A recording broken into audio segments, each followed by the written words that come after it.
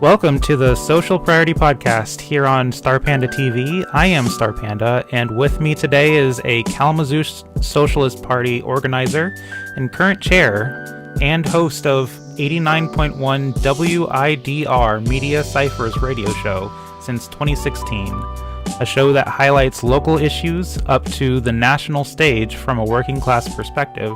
Andy Argo, how are you doing today?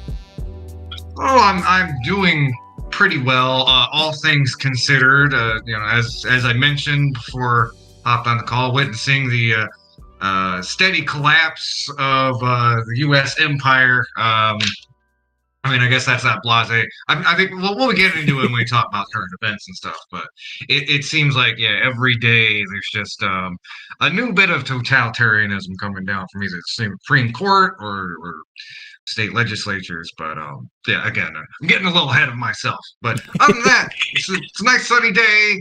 Having some friends over for a movie later. Well, I hope later on you get to have a little bit of solstice or solace in your life with that movie. A little both. Solace and solstice. Salsa? A little bit of salsa too. So my understanding is that you have been interested in politics at a fairly young age. What got you so involved in those politics? Ooh, okay. That's it's funny. It's like I don't get asked a lot of personal questions, so this would be my time to be very like introspective and perhaps a little self-indulgent. But no. Well, bringing it back, it's probably growing up in a working class family. And it's interesting because, these days, I describe myself as a socialist, right? Like kind of closer towards like Marxist Leninism. Obviously didn't start there, but a lot of it was just growing up in a family that, economically struggled. My mom got laid off from the state hospital when I was about 10 years old. And this is when right after John Engler got elected. And this is the mid 90s. And he really just gutted mental health care services in the state of Michigan. There were thousands of layoffs over at various psychiatric institutions across state, including the one where my mom worked. And there are a lot of days where it's like before that we were working class, but I don't recall as many conversations about my parents hyperventilating about bills. But yeah, after the layoff, it was a lot of struggle. A lot of weeks where it was just peanut butter sandwiches. That being it, I grew up in the Edison neighborhood, which at the time had one of the highest crime rates of the city. Still, I think demographically, still one of the poorest areas of town. Right. And so like I grew up, around other like working class people, and also a lot of diversity, which I think is really important. If you grow up in some of these kind of lily white, well, what's the word? Peach tree dishes, or no, but yeah, bubbles, I guess. It's easier to get like kind of on like an alt-right pipeline or something like that. But again, Edison is also one of the most diverse neighborhoods in Kalamazoo. So growing up, playing with a lot of kids, hearing from a lot of adults who had very different life experiences, of course, different racial experiences. Like, my first experience seeing like anti-Black police brutality, it wasn't like hearing about it academically or hearing somebody discuss it. It was like watching like my Black friends get harassed by the cops. Mm-hmm. And it's these kind of like everyday things that really do a lot to,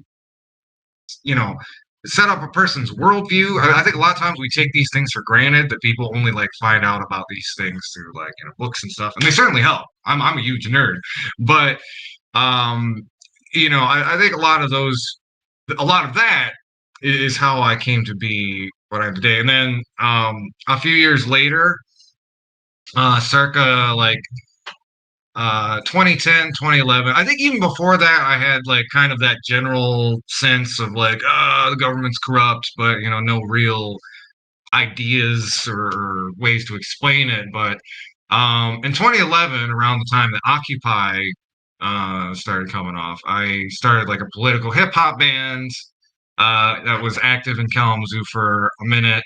Systemista. It was outer space drag rap. I described it as like combination of Public Enemy, Doctor Who, and Rocky Horror. Um, but yeah, and like even that, it's funny because like I look back now as like 35-year-old like Marxist, and I'm just embarrassed about like, my analysis of capitalism was pure or childish or whatever. Uh, but I mean, we had some bangers. Don't get me wrong, but even then, it's funny. I look back there, and I didn't really have the impulse or even like the instinct that I should be out there like being a community organizer. Probably what changed that most significantly was 2016. I got involved in the campaign of old Bernie, old New Deal grandpa, and I since then ideologically I've shifted further to the left, but I think like especially people, millennials and even like Gen Z folks we owe a lot to those years, the formative years between like Occupy and Bernie Sanders. It really we've been the working people of the United States historically have really had the organizational instincts beaten out of them, and I do mean that, and oftentimes literally, like the government crackdowns via McCarthyism and the union busting years of Ronald Reagan all the way up through today. It's left American left and American working class militancy in a very anemic state, and we over the last couple of years we've really been seeing the American working class reasserting itself, and I was part of that wave, and when I got home in 26. Please forgive me if I'm being too long-winded. You are fine. If you have a story, okay. you can tell it. Okay, all right. So yeah, getting home after 2016, I realized like I need to be more community focused. And one of the first things I did, I'd been a DJ at Wider for a number of years. Danger Groove. I'm also a big music nerd, and I asked the folks at the station if I could start a political talk show, and we've been doing it ever since. And so, again, it's interesting, even listening to the shows. We've been doing it for about 6 years now, and you can really some of those early days. It was almost like me like Kids First Young Turks, the show or something, and it's really evolved a lot since then. And I owe that a lot to like me and particularly my co-host Lawrence, who's been with me the longest. We've really sharpened our craft, and we really honed in on what really makes the show important. I'll talk about that a little bit more later, but yeah, really. So the involvement in community organizing is tactically and significantly different than just starting an art project or a hip hop band and thinking I'm going to change the world through some drag rap. It's a lot of long nights, meetings. Helping people with like direct mutual aid. And over the years, like I've done a lot of different stuff. Like we started out, it was this project, kind of tailing out of the Bernie Sanders campaign. It's this group called Michigan for Revolution. We had a local chapter, Kalamazoo for Revolution. We really focused our attention on kind of being laser focused on local government, whether it was the city or the county commission. We worked in solidarity with a lot of groups. When one of the things comes to mind, getting the line 5 statement out of the county commission. We did a lot of work trying to kind of expose and point out the flaws of the Foundation for Excellence, which I won't go into the whole thing with your listeners, but I've spent many hours on the radio talking about it. It's again, it's a lot of the ruling class in this town described this wonderful, beautiful thing where the rich people like donate their hard-earned money to make the community better, but it's really just a libertarian tax scam, and Yeah. I might link to some episodes where I describe it in more detail. But yeah, we did a lot of work with that, and then again, just involved in various organizations throughout the years. Kalamazoo Socialist Party.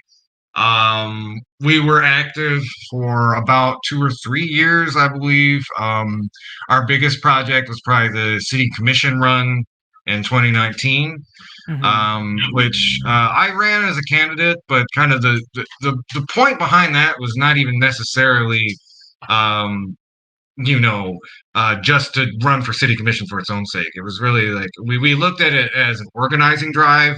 Like, how do we? There's two primary goals. How do we kind of spread these ideas around of like, self-mobilization, socialist organizing, which, in layman's means like working people organizing themselves.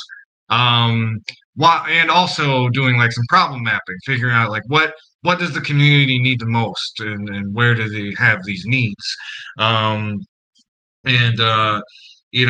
we did come up short in that election, as far as like actually like clinching the victory, but I'm still really proud of the work. Me and particularly like my campaign manager, Tristan. We did some incredible work on that campaign, and as far as I'm concerned, like mission accomplished in a lot of ways. As far as the thing we were really in it for, which was to just have those conversations, and also figuring out like what people need, and things like that. And then after a while, some new organizations were cropping up. We kind of felt like we'd accomplished the goals we'd set out to do. So Kalamazoo Socialist Party effectively closed up its tents. There's this really great socialist organization in town, Revolutionary People's League, that we feel is kind of like picked up the torch and is carrying it, running with it in a lot of really vital ways. So for a few years, I've been a treasurer in the state Socialist Party.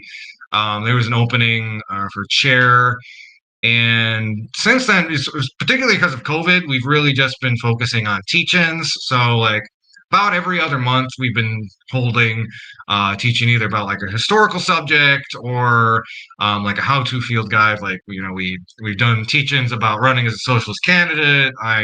I did a book teach-in recently in February about George Jackson's Blood in My Eyes, kind of like Marxist reading group style, and also focusing on like the thing really don't think gets talked about enough, which is like the history of socialist and communist organizing in the United States. Because like that is a vital history, especially something that we should be looking at right now when we are besieged on all sides by these reactionary forces. But there's a strong history of workers organizing here in the United States that is kind of deliberately obscured. They don't want you to know about the miners that picked up rifles at Blair Mountain. They don't want you to know about the Communist Party of Alabama that took some of the poorest black farmers in a explicitly like racist setting, radicalized them, and got their demands met. And again, one of the most like reactionary, racist places in the country at the time. They don't want you to know what the Black Panthers were really all about, like, which is again solidarity with working people and black people, and examining Marxism and educating their communities. Again, like I think it's like one of those critical things that, especially going into these likely very turbulent years we're going to have to look into. And I'd say I've been kind of I've taken a step back recently in these last couple of years, probably since 2020. And, just again, I don't want to take up too much time, but I thought this might be a good opportunity to just say, like, I big like piece of advice to people who want to get into community organizing, long-time community organizers. Um, don't bite off more than you can chew, because no matter how much energy you have, or you can, tap into any sort of latent mania, guilty as charged, eventually you will burn out. And sometimes that has consequences. One of the things that we tried starting in 2020, one of the biggest demands that we heard when we were out campaigning for city commission in 2019 was renters' rights. People wanted a renters union. So we started one in 2020, and first year it was pretty strong. And then I just had I had a very difficult time cultivating new leadership. And it's not just a problem. I guess, I don't, I kick myself a lot about it. This is something a lot of organizations across the country have been experiencing, kind of movement fatigue. A lot of these types of organizations are running on skeleton crews, but I know a big part of that, if I had more energy and I hadn't been involved with 5 million things at once, I feel like I would have been able to maintain the organization better as a leader and organizer.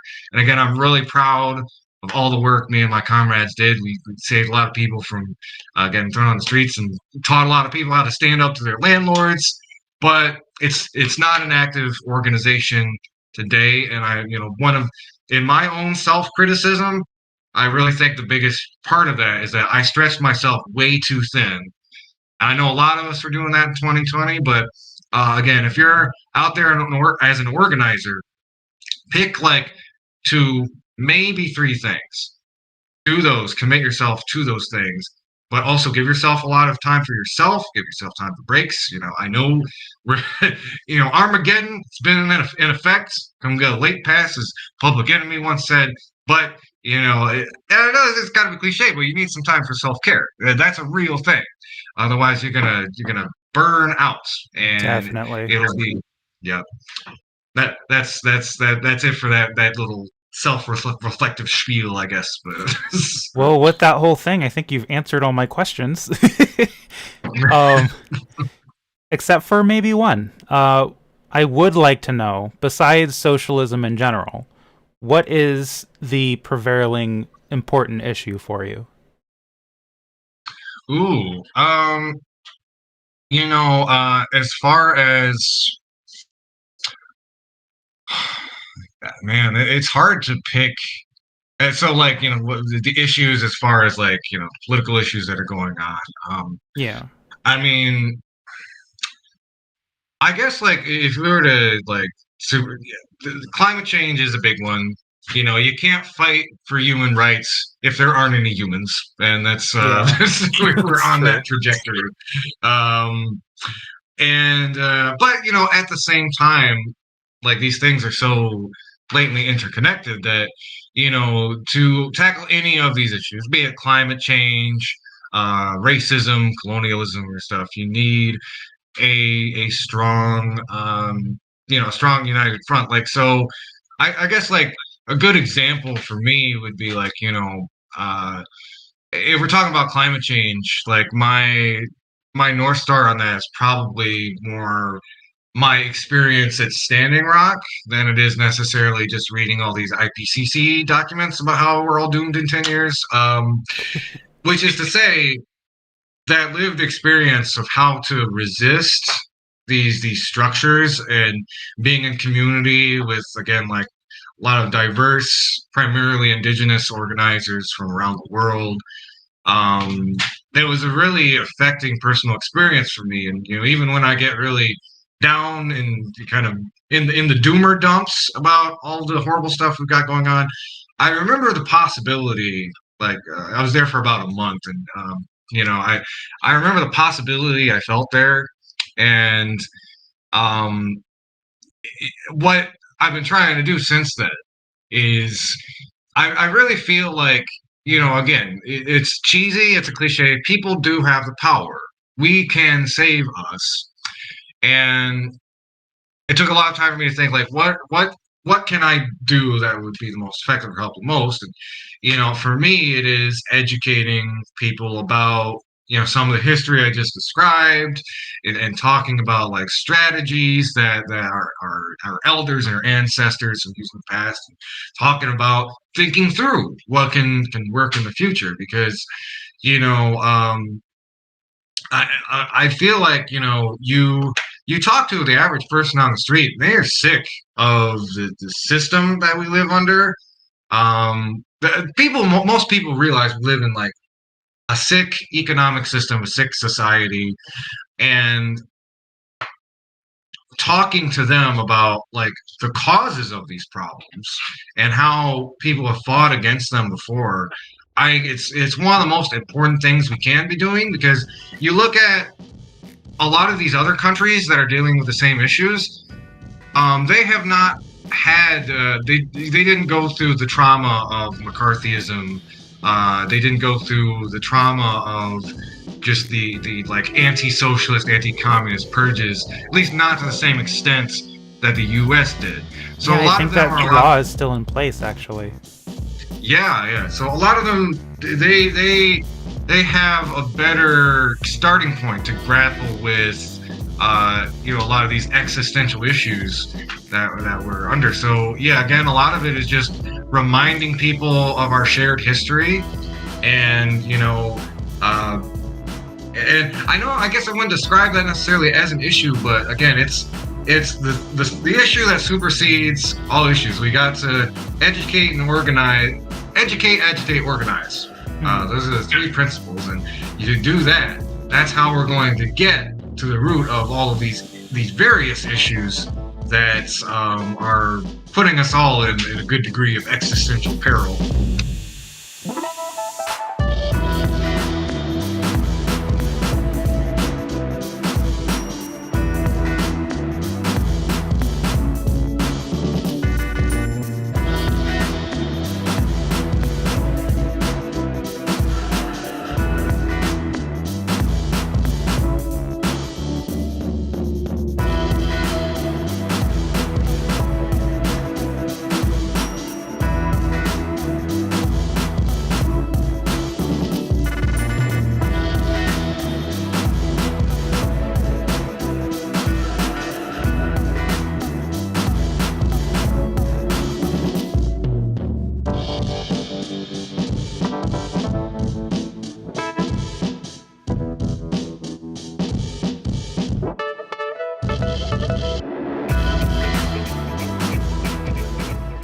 So the topic that we have for today is Roe v. Wade. There's a lot of different angles to go at this, so I think it might be like the prevailing issue that we'll talk about today.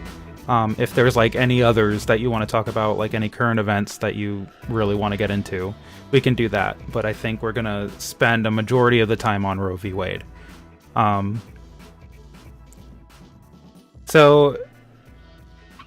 Basically, Roe v. Wade was overturned by a 6-3 majority, and which will mean I think 26 states have trigger laws that are going to go into effect immediately, if not pretty soon. And other states are going to try to effectively ban abortion. So what are your first thoughts on this? Well, just first of all, as somebody who does not have a uterus, I'm pointing that out. It's so obviously it's something that does not affect me at that personal level, but I think all of us, have Even those of us without uteruses have friends, have family who are deeply affected. Well, about over something like over half the population is affected by this. But I guess like the angle I want to come at with it, and I might also throw you some links to this stuff because again, talking about history, the importance of understanding where this is coming from and how to fight it. And I think a couple of things that come to mind that are really important to point out. This has been a decades long effort from kind of right wing political strategists and right wing billionaires, plutocrats, to carry out a strategy that marries together the kind of enshrinement of power for the ruling class with this kind of Christian nationalist kind of ethos. And to point that, to kind of put tie that in a bow on it. You go back to the 70s, and it's really amazing because you can dig up even like Christian scholarly articles, and unless you were Catholic at the time, there really Protestant denominations didn't really think that much about abortion. They did not think it was a sin. There was a very definite and deliberate emphasis on deliberate in the mid 70s to start positing abortion as like the death of babies. And this was literally like a political strategy to tie Christian evangelicals and Christians in America more generally to this very divisive political issue that could secure political victories even in the face of economic policies that were very destructive to middle class, working class families. So and like the sad thing is, it's basically become this political football ever since. We have the Republicans who come out every election cycle saying we're going to overturn it.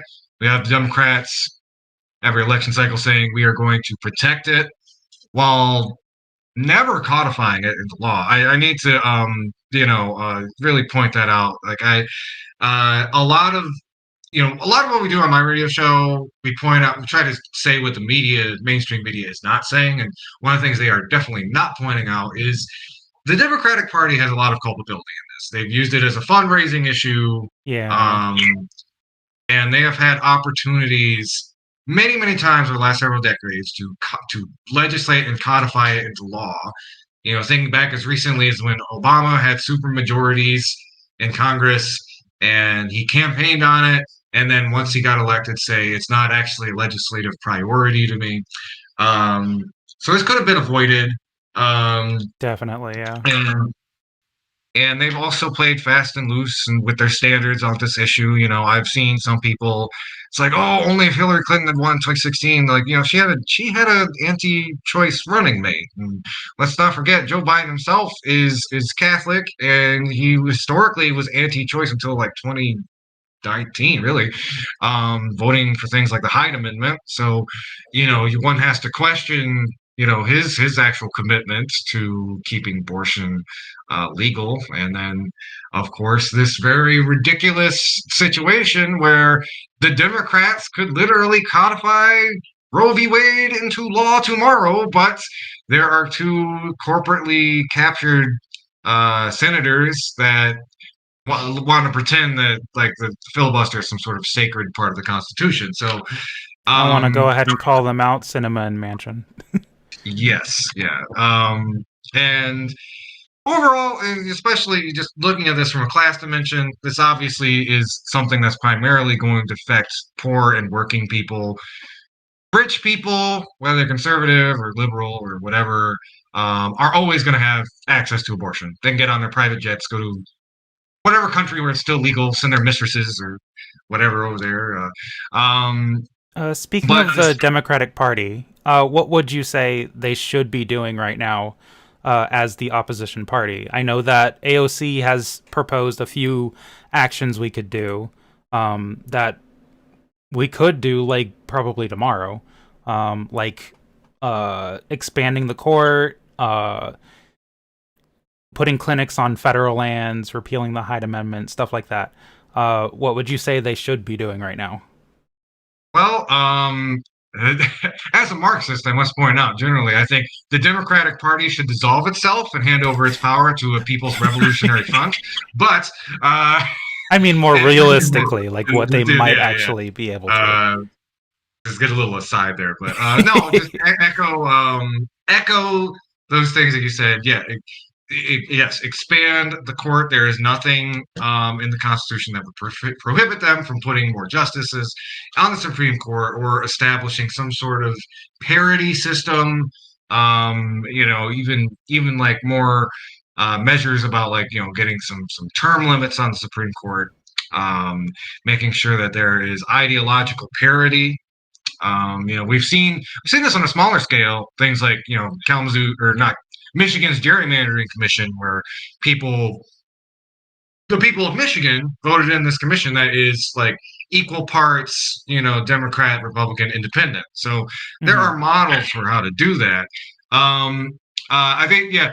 One thing to point out though, one thing that we can do like immediately that is maybe more realistic and is doable is getting abortion clinics set up on not just federal land, but I'd also say encouraging and giving the resources to our comrades living in Native American reservations the ability to set them up because again they have their own sovereignty. Mm-hmm. They don't. So even if we were in like code red situation, Republicans get power in a couple years and pass a federal abortion ban, that there would still be a safe haven within the continental United States. And then obviously like I just pointed out, they could easily codify Roe.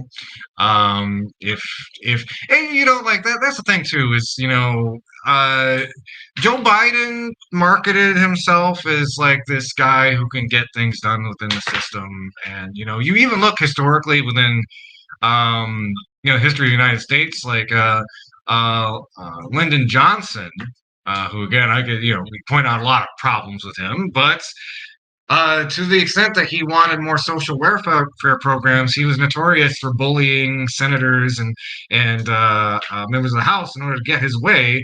Right. Whereas, Joe Biden gets the slightest opposition, he just throws his hands up like, "Oh, can't do anything, Kristen Sinema, Joe Manchin, or blah blah blah." Yeah. Um, Joe Biden has. I would describe him as like frustratingly bipartisan. yeah, yeah, and I mean, and also to underscore, I don't want to. You know uh, Absolve these individuals, and they have their own like fossilized ways of thinking. That's a big part of why Joe Biden operates the way that he does, but it Yeah. also speaks to the corporate capture of our government, because Joe Biden not putting more pressure on Joe Manchin because the filibuster is not about abortion rights. It's because of it opens a precedent. Well, what if they want to use overthrow the filibuster so they can get some climate change legislation in, or any number of bits of legislation that corporations will not like. To these people, like the right to abortion is an acceptable casualty, so that they can maintain their profits.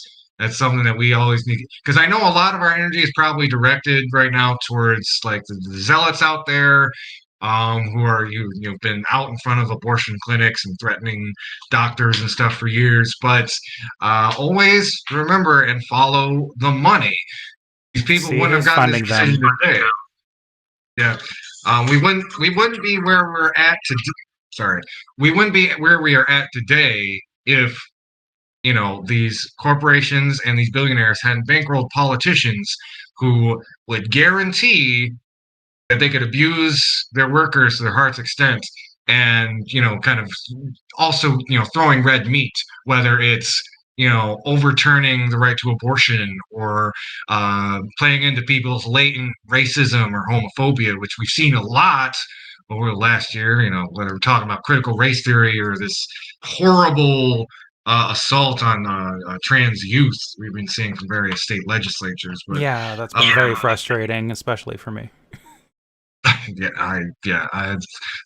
My heart again goes out, because that's also another thing that frustrates me. There's just there've been a lot of people saying like, oh, they came for Roe first. They'll come for your rights too. It's like, no, they didn't come for Roe first. They came for trans kids folks first, for trans folk first, and a lot of y'all just ignored it.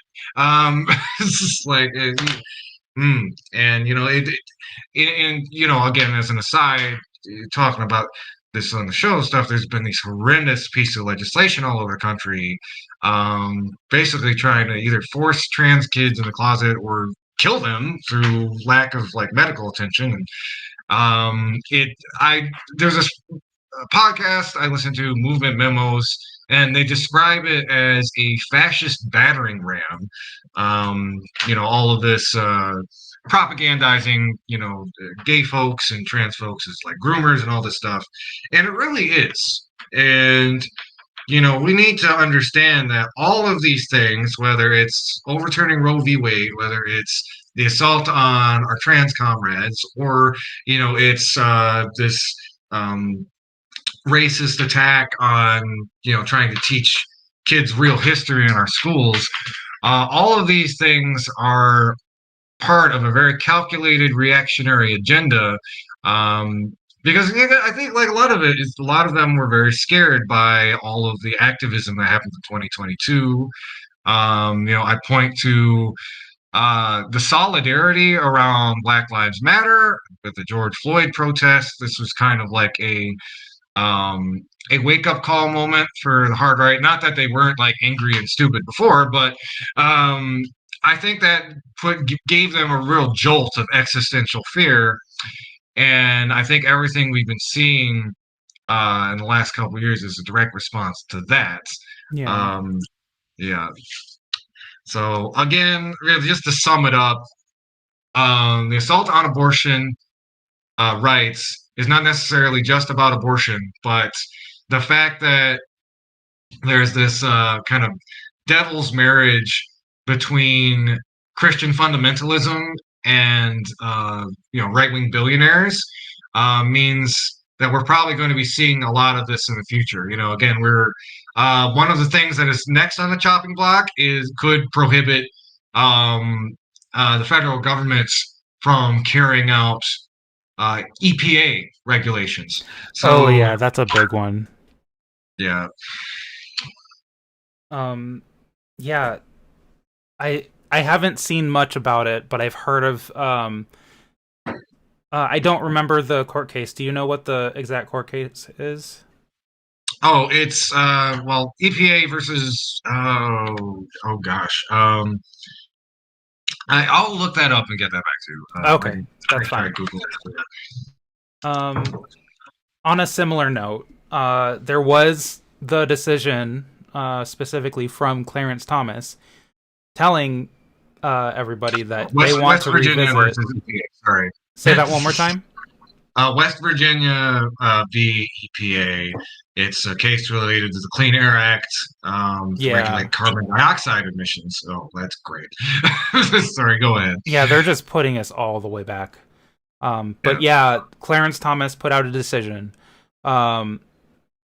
basically saying we should also revisit Griswold versus Connecticut, which was about contraceptives, Lawrence v. Texas, which was private sexual acts or like outlawing sodomy laws, and Obergefell versus Hodges, which was same-sex marriage, and surprisingly, or not really, he did not mention Loving v. Virginia, which was interracial marriage. So, Mm-hmm. yeah, very... Yeah. Go ahead. No, you finish. I'm sorry. Yeah, it's just a very blatant call to action on like his own beliefs and everything. Very biased behavior right now happening from like this side of the court. Yeah, exactly, and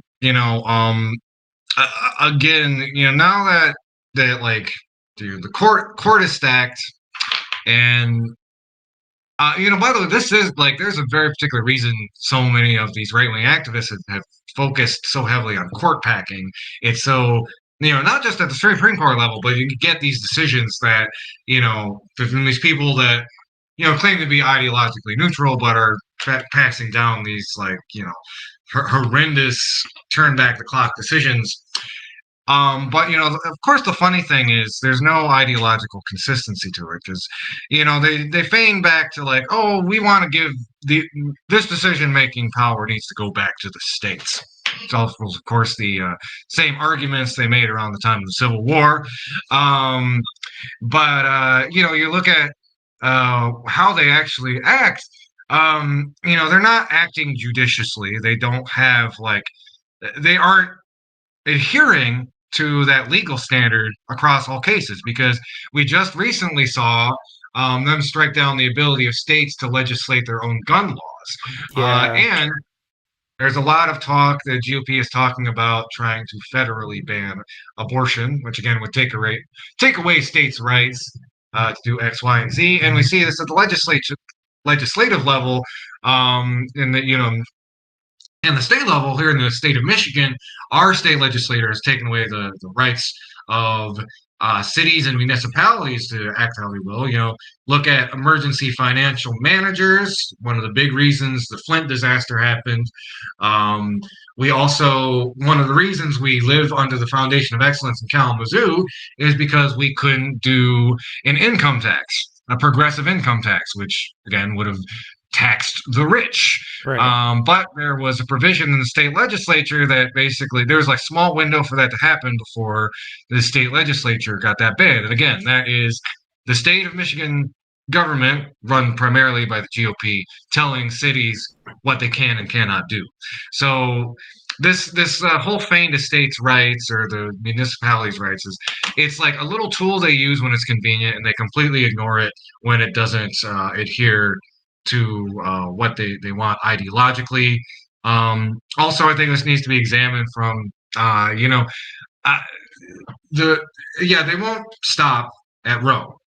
And I think the mistake a lot of people are making is, like, if you view it as like the same thing as like the way Democrats raise money off of it, you might come to some conclusions like, well, now the Republicans can't energize their base about it. And it's like, no, actually what's happening is something way more dangerous, which is they already were laying out the groundwork for this. I think this is big part of why all this groomer rhetoric is going on. This kind of, you see on the horizon that, Roe v. Wade is going to be overturned. You set your sights on something different. So now they're going out of their way to vilify gay folks and trans folks, to get more public support from their base to go after their rights, make that like the next cause du jour, to bring people to the polls based on like 15 minutes of hate or whatever. And then they've also got the larger goal of banning abortion at the federal level. So yeah, it's a very scary time right now, and I want people to keep their eye on the ball. It's not just the courts.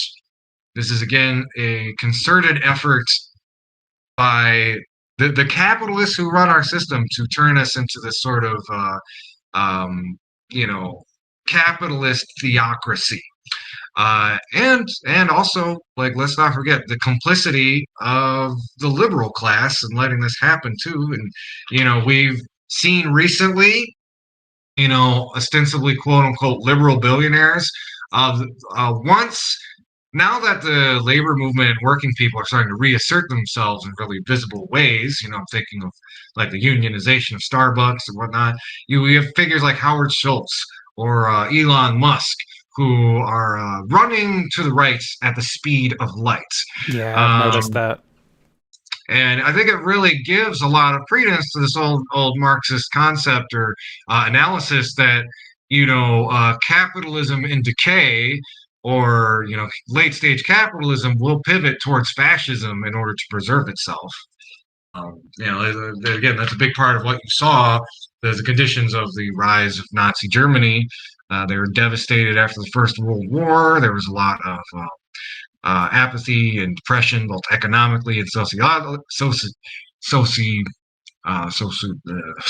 Sorry, but you had kind of a liberal Weimar government in Germany that wasn't really meeting the needs of the people, and it gave space for the Nazi Party to rise up, and we all know what happened after that. So, Yeah.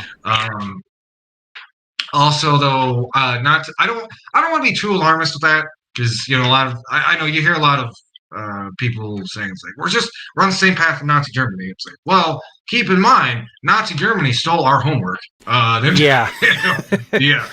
When I first learned about that like years ago, it blew me away that like Nazi Germany were taking our notes for their own like whatever they were trying to do, Yeah. It's ridiculous. So what I tell people, and this is kind of like glass half full of fascism, I guess, is things are gonna get worse. Definitely, things will get worse before they get better. But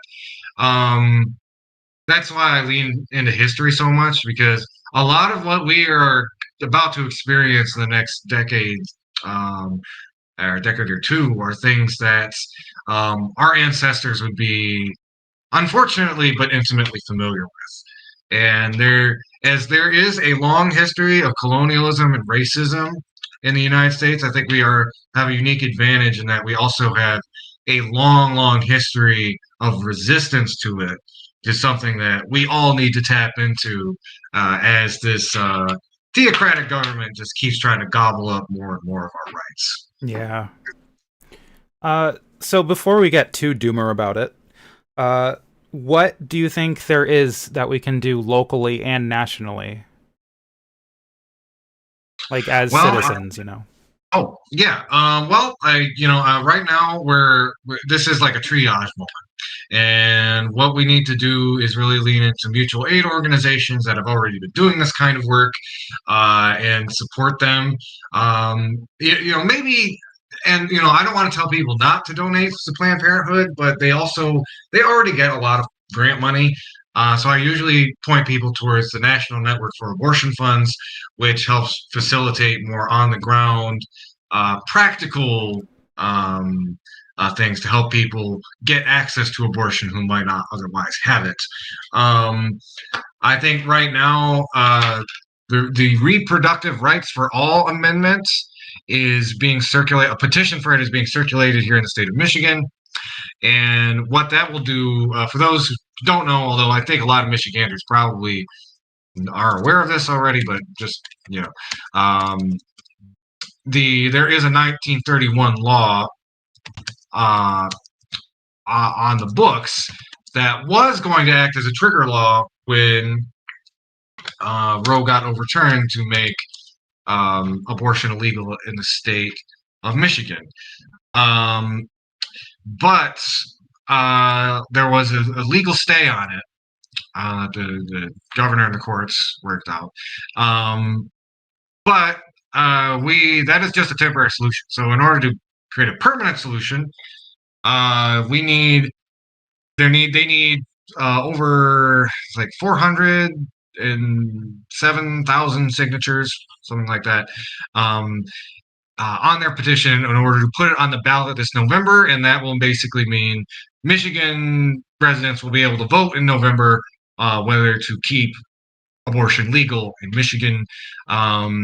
There's a website, MIYagiiE.org. You can find out more about this stuff if you want to maybe sign up to circulate these petitions, or you want to sign the petition yourself, or donate to help their efforts. Those are probably like the two biggest things folks can do right now is help that petition get the number of signatures it needs, or financially assist the national network for abortion funds. Looking into the future, I think, if we get that to pass, get that on the ballot in November and it passes, we need to, as people who live in Southwest Michigan, we really need to think of what it means to be a sanctuary state for people who need abortion services. And so I would really encourage people to keep a close eye on how abortion rights end up developing in neighboring states. I'm thinking most particularly of Indiana, because it's just about a hour and a half drive from Kalamazoo proper, and if their laws end up being draconian about this, they might need some very specific mutual aid. I don't really want to talk about the specifics of it too much, other than to say, I guess I'll shout out a couple more other resources. If people want to ask me how to do any of this stuff, don't. There's a reason your friends are telling you to download encryption apps and stuff like that. This is serious times. You got to be like secret squirrel about some of this stuff for real. That means not talking about the stuff on Facebook or Messenger, using only encrypted apps, or talking in person when you need to go over, the nuts and bolts of getting people abortion access.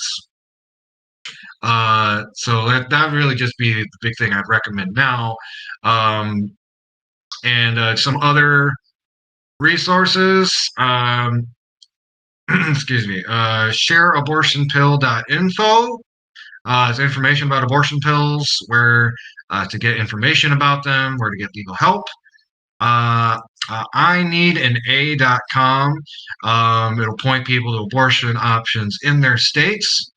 AidAccess.org. It connects people with physicians who can prescribe abortion pills. And then, abortionfunds.org, which I previously mentioned. KeepOurClinics.org is another resource to help independent clinics, might be overwhelmed. And then the MAHotline.org, that's the Miscarriage and Abortion Hotline. It's a confidential text and phone line staffed by physicians. And maybe pass along some of those things, but yeah. All of these resources will be in the description if anyone needs them. So. Yeah. So, is there anything else you wanted to say on it, or? Well, I guess just and I've tried to give you mostly a class-based historical overview of this stuff. I would also encourage people to look at how other people, or other countries, I should say, have successfully resisted or shifted their conversations on this. Abortion was up for debate in Mexico, I believe it was 1 or 2 years ago, and there were mass nationwide protests. People kind of stormed Parliament and stuff. Not too dissimilar to kind of what happens in France when people have complaints about the government. So there is, I think, a necessary militancy or escalation that needs to be met. And I'm not advocating violence. I don't even necessarily think violence would be necessary. I was actually talking to this with my partner earlier. A lot of these right-wing people are the real snowflakes. They think it's oppression if they get kicked out of a restaurant. So making their lives just irritating or mildly inconvenient, that might be enough to get them to back off a little bit. So you get creative about it. But it definitely does. We do need an escalation of tactics and organizing. And militancy from people. That's kind of more general advice I would give to people when thinking about the overturning of Roe v. Wade. Perfect. Are there any other issues you'd like to touch on, or anything like that? I think one last thing, just hammer home one of the important things, and plug my radio show, but also maybe describe a little bit more about it. Media Ciphers is a very important project to me, and one of the reasons it is it is so critical. I think a lot of us, millennials and Gen Z people are very smart, and especially Gen Z. Like these kids they understand anti-capitalist analysis. Like, but when I was their age, all I knew was like Rage Against the Machine. I'd never like heard of Marx or any of that stuff. But it's so important to look at what is going on in our backyard at the local level. And I feel like a lot of times our conversations always pivot toward what's going on nationally or what's going on in national news, or just the very kind of surface level reporting we might get from like Channel 3 News. You'll find better stuff from the Gazette, or now Kalamazoo is also, shout out to them. They do a lot of really great local coverage and reporting, but not necessarily the type of critical analysis we do on the show, where we try to evaluate local issues, specifically local issues, through this working class lefty, like Marxist lens. It's really important. And I encourage, if you have listeners who maybe live in other communities, if you do not have something like that in your community, start like a YouTube show or a podcast, or if there's a radio station you can get on, or a public access station, do it, because that is so important. If there is not a lefty talk show in your community talking about what's going on in your community, that is a hole that needs filled. Maybe you can fill it. If you're listening to this podcast and you think that's something you're interested in, I would be happy to give you some advice. But that would be ideal. My ideal setup is just like every community has their own kooky lefty radio show, like the one we do on Wired. So that's really important. And please, all you folks out there, subscribe. We got a podcast, Media Ciphers Kalamazoo, so it's called. And if you're in the Kalamazoo area, or I guess you could also listen online at widerfm.org. We broadcast live every Tuesday from 12 to 2 p.m. So you can catch us on the radio or find us online. But yeah, especially if you want to hear about Kalamazoo stuff from somebody who found a bunch of Marxist literature in a dumpster, then I'm your dude. So that's it. Yeah, I appreciate it. Thank you for coming on. Well, thank you so much for having me. I really, again, it is an honor to get invited on, and I wish all the best times and solidarity to all your listeners out there. Yeah, I wish you the best too. Yeah. Oh, one last thing. Just stay tuned. There probably we'll be doing some Socialist Party events in the next couple of months. I'm considering putting together a teach-in about abortion rights soon. If you want more resources, or you want some suggestions on where to start, either like learning about some of the history I was talking about on this episode, feel free to get a hold of me. dangergroove@gmail.com is my email. That's it. Everybody have a fantastic day. As I say on my radio show, keep on fighting for that revolution solution. Right on.